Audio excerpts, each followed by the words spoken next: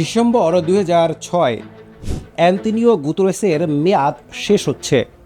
1 জানুয়ারি 2027 থেকে পৃথিবীর সবচেয়ে গুরুত্বপূর্ণ কূটনৈতিক পদটিতে নতুন মানুষ আসবে। ইতিমধ্যে 6 জন প্রার্থী মনোনীত হয়েছেন। এপ্রিলে জাতিসংঘে সরাসরি টেলিভিশনে তাদের জিজ্ঞাসাবাদ হয়েছে। জুলাইয়ের শেষে নিরাপত্তা পরিষদের বন্ধ দরজার বৈঠক শুরু হবে। সেই 6 জনের কারো নাম ডক্টর মোহাম্মদ ইউনূস নয়। অথচ বাংলাদেশে সোশ্যাল মিডিয়া থেকে শুরু করে চায়ের দোকান পর্যন্ত একটাই প্রশ্ন, ইউনূস কি মহাসচিব হবেন? এই গুজবাটা কোথা থেকে এলো, সত্যিটা কি, আর ডক্টর ইউনূসের ভবিষ্যৎ কোথায়? আজকে এই প্রশ্নগুলোর সরাসরি উত্তর খুঁজব। তো চলুন শুরু করা যাক। আজকের ভিডিওতে আমরা জানবো জাতিসংঘের মহাসচিব নির্বাচন প্রক্রিয়া আসলে কেমন, এবারের 6 জন প্রার্থী কারা এবং কে কে এগিয়ে, ডক্টর ইউনূসের নাম কেন উঠেছে এবং তার প্রেস সচিব কি বলছেন, আঞ্চলিক রোটেশনের নিয়মে বাংলাদেশের সম্ভাবনা কতটুকু, আর সবশেষে ডক্টর ইউনূস এখন কোথায় আছেন এবং তার সামনে কি ধরনের পথ খোলা আছে। কিন্তু আগে বুঝতে হবে জাতিসংঘের মহাসচিব নির্বাচন আসলে কতটা জটিল একটা প্রক্রিয়া। জাতিসংঘের মহাসচিব নির্বাচন অনেকে মনে করেন বিশ্বের সবচেয়ে কঠিন নির্বাচনী প্রক্রিয়াগুলোর একটি। জাতিসংঘের মহাসচিব নিরাপত্তা পরিষদের সুপারিশের ভিত্তিতে সাধারণ পরিষদ কর্তৃক নিযুক্ত হন। বাস্তবে নিরাপত্তা পরিষদ প্রথমে একটি প্রার্থীর বিষয়ে একমত হয়, যার জন্য কমপক্ষে 9টি ভোট এবং 5টি স্থায়ী সদস্য, চীন, ফ্রান্স, রাশিয়া, যুক্তরাজ্য ও আমেরিকার কোনো ভোট দরকার। নির্বাচনের সময়সূচি অনুযায়ী 21-22 এপ্রিল 2026 প্রার্থীদের জাতিসংঘ সদস্য রাষ্ট্র ও নাগরিক সমাজের প্রতিনিধিরা সরাসরি জিজ্ঞাসাবাদ করেছে। জুলাইয়ের শেষে নিরাপত্তা পরিষদ বন্ধ দরজায় প্রার্থীদের নিয়ে আলোচনা করবে। 2026 শেষ দিকে সাধারণ পরিষদ আনুষ্ঠানিকভাবে নিয়োগ দিবে। এই প্রক্রিয়ায় সবচেয়ে গুরুত্বপূর্ণ হলো 5টি ভেটো ক্ষমতাধর দেশের সম্মতি। একটা দেশও ভেটো দিলে যত যোগ্য প্রার্থী হোক মহাসচিব হওয়া সম্ভব নয়। এবারের নির্বাচনে 5 জন আনুষ্ঠানিক প্রার্থী মনোনীত হয়েছেন। 5 জন প্রার্থী হলেন মিশেলে Bachelet, Chile; Maria Fernanda Espinosa, Ecuador; Rafael Grossi, Argentina; Rebeca Grynspan, Costa Rica এবং ম্যাকি সাল, সেনেগাল।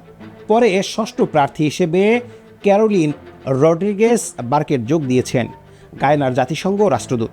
লক্ষ্য করুন, সবাই লাতিন আমেরিকার বা ক্যারিবিয়ান অঞ্চলের প্রার্থী, একমাত্র ম্যাকি সাল ব্যতিক্রম। এটা কেন? এই নির্বাচনে আঞ্চলিক প্রতিনিধিদের দিকটা বিশেষ গুরুত্বপূর্ণ। কূটনৈতিক পর্যবেক্ষকরা বলছেন ইউরোপ থেকে গুতেরেস ও এশিয়া থেকে বান কি মুনের পর এখন আফ্রিকা বা লাতিন আমেরিকার পালা।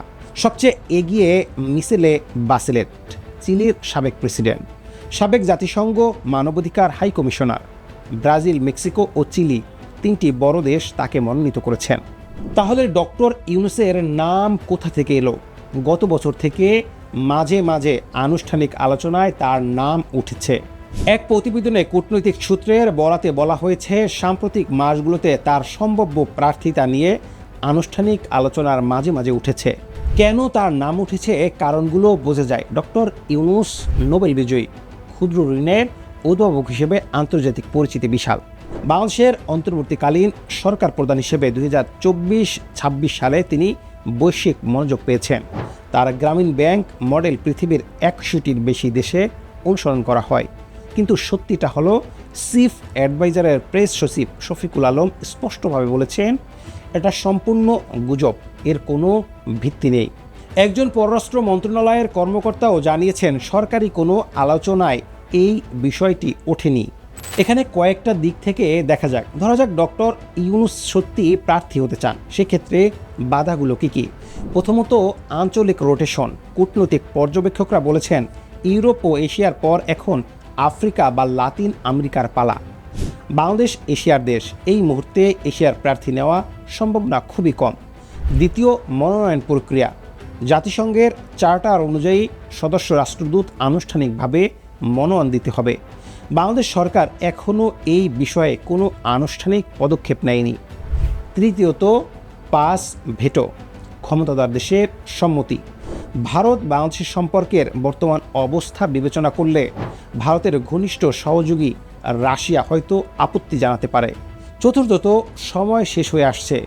জুলাইয়ের শেষেই নিরাপত্তা পরিষদের বৈঠক। নতুন প্রার্থী এখন প্রায় অসম্ভব। তাহলে ডক্টর মোহাম্মদ ইউনূস এখন কোথায় আছেন? তিনি 2024 সালের আগস্টে বাংলাদেশের অন্তর্বর্তীকালীন সরকারের প্রধান উপদেষ্টা হয়েছিলেন এবং 2026 সালের ফেব্রুয়ারিতে নির্বাচনের পর তারেক রহমানের সরকারের কাছে ক্ষমতা হস্তান্তর করেছেন। অর্থাৎ তিনি এখন আর সরকার প্রধান নন। তবে একজন নোবেল বিজয়ী হিসেবে তার বৈশ্বিক প্রভাব এখনও অটুট। আন্তর্জাতিক সম্মেলনে তিনি নিয়মিত যান, সামাজিক ব্যবসা আন্দোলন পরিচালনা করছেন, বিভিন্ন আন্তর্জাতিক সংস্থার পরামর্শদাতা হিসেবে কাজ করছেন। জাতিসংঘের মহাসচিব না হলেও ডক্টর ইউনূস বৈশ্বিক অঙ্গনে তার প্রভাব অব্যাহত রাখতে পারবেন, অনেক ক্ষেত্রে মহাসচিবের চেয়েও বেশি স্বাধীনভাবে। শেষ প্রশ্ন, তাহলে উত্তরটা কি? না, ডক্টর ইউনূস এবারের জাতিসংঘের মহাসচিব হওয়ার সম্ভাবনা নেই। কারণ স্পষ্ট, 6 জন আনুষ্ঠানিক প্রার্থী ইতিমধ্যে মনোনীত হয়েছেন। আঞ্চলিক রোটেশনে এশিয়ার পালা নয়। বাংলাদেশ সরকার কোনো আনুষ্ঠানিক মনোনয়ন দেয়নি। প্রেস সচিব নিজে গুজব বলে নাকচ করে দিয়েছেন। কিন্তু এই গুজবটা বলছে গভীর সত্য। বাংলাদেশের মানুষ চাইছে তাদের দেশের একজন মানুষ বিশ্বের সর্বোচ্চ কূটনৈতিক পদে থাকুক। এটা স্বপ্ন নয়, এটা আকাঙ্ক্ষা। একদিন সত্যিই হয়তো এশিয়ার পালা আসবে। সেদিন যদি বাংলাদেশ একজন শক্তিশালী প্রার্থী দিতে পারে, সেটা অসম্ভব নয়। কিন্তু সেই দিনের জন্য বাংলাদেশকে আরও শক্তিশালী কূটনৈতিক নেটওয়ার্ক গড়তে হবে, আরও বৈশ্বিক প্রভাব তৈরি করতে হবে। প্রশ্ন হলো, বাংলাদেশ কি সেই প্রস্তুতি নিচ্ছে? সেটা সময় বলে দিবে।